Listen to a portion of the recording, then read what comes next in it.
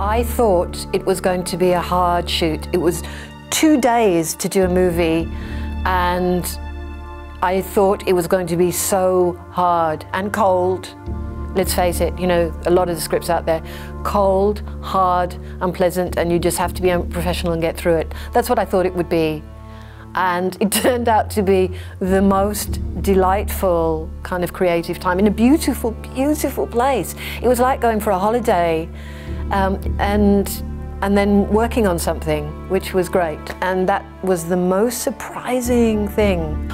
I suppose the thing that did surprise me a little bit, even though we talked about it and we all knew that this was the way it was going to be, was that it was, for the bulk of the cast, it was a 3-day shoot, which represents a significant chunk of the movie. And the fact that we got it all done, I mean, I always knew we would, but at the end of it, I was still surprised that we had, in a way, because 3 days is not very long.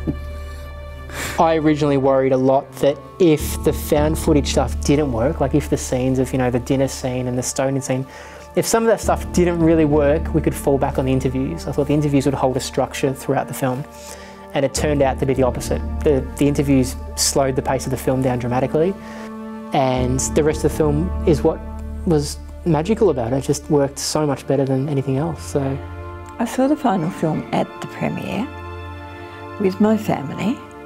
So I was naturally nervous because they were my grandchildren and my kids, but I was entranced.